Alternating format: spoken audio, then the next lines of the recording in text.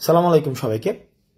আপনারা যারা সমন্বয়ক এবং সহ সমন্বয়ক রয়েছেন, যারা এই গণ অভ্যুত্থানে আহত হয়েছেন, গণ অভ্যুত্থানে যারা আমাদের অনেক ভাই আহত হয়েছেন, গুরুতর আহত হয়েছেন, আপনারা তাদেরকে বিভিন্ন সরকারি হসপিটাল এবং বিভিন্ন প্রাইভেট হসপিটালে দেখতে যাচ্ছেন এবং বিষয়টিকে আমরা অত্যন্ত ইতিবাচকভাবে দেখি যে আমরা সবার পাশে দাঁড়ানো উচিত।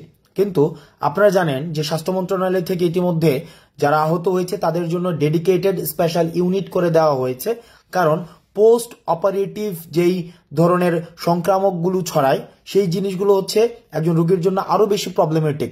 অর্থাৎ একটা রোগী এখন যে পর্যায়ে রয়েছে তার পরবর্তীতে অপারেশনের পরে যে বিভিন্ন যেই সংক্রামক ছড়ানোর যে প্রবণতাটি থাকে সেটি ওই রোগীকে আরো বেশি ক্ষতির সম্মুখীন করে ফেলে।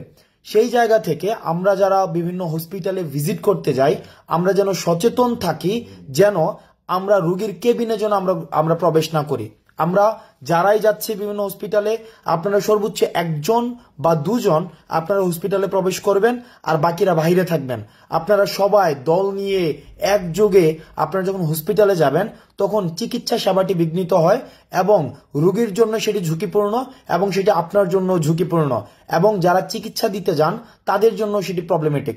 দুই নাম্বার বিষয়টি হচ্ছে যে আপনারা দেখা যায় কি অনেকগুলো অভিযোগ এসেছে যে আমরা নিজেরা স্বপ্রণোদিত হয়ে ডাক্তারদেরকে ইনস্ট্রাকশন দেই যে এটা কিভাবে করতে হবে, ওইটা কিভাবে করতে হবে, আপনারা এখনই চিকিৎসা করেন, এটা এখনই করে দিতে হবে, চোখের চিকিৎসাটা এখনই করে দিতে হবে।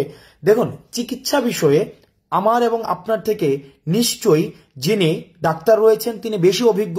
সুতরাং আপনারা স্বপ্রণোদিত হয়ে কোনো ডাক্তারকে ফোর্সফুল দিয়ে কোনো ধরনের ট্রিটমেন্ট করবেন না। আপনাদের যদি কোনো পরামর্শ থাকে, আপনাদের যদি কোনো অবজারভেশন থাকে, সেটা পোলাইটলি আপনারা ডাক্তারদেরকে বলবেন এবং যথাযথ কর্তৃপক্ষকে আপনারা পোলাইটলি অ্যাড্রেস করবেন। আপনারা যদি একদম স্বপ্রণোদিত হয়ে একটা দল নিয়ে কিছুক্ষণ পর পর একটা দল এখন গেল, একটা আবার 10 মিনিট পর আরেকটা টিম আসলো, আবার 2 ঘন্টা পর আরেকটা টিম হসপিটাল ভিজিট করতে আসলো এবং প্রত্যেকেই যদি ডাক্তারকে ইনস্ট্রাকশন দেওয়া শুরু করে তাহলে ডাক্তাররা চিকিৎসাটা করবে কখন? সুতরাং হসপিটালে আপনারা প্রথমত হচ্ছে না যাওয়ার চেষ্টা করবেন।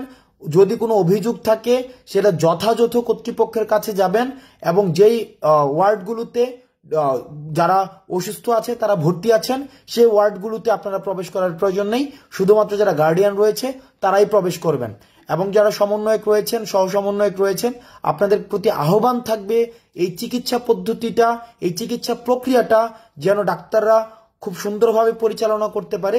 তাদেরকে আমরা বিভিন্ন পরামর্শ দিয়ে সহায়তা করব, কিন্তু তাদের সাথে কোনো ধরনের ইল ট্রিটমেন্টে, কোনো বাজে ব্যবহার, তাদেরকে ফোর্সফুলি কোনো কিছু বলা, এই কাজগুলো আমরা করব না। আপনারা ভালো থাকবেন, সুস্থ থাকবেন। সালামু আলাইকুম।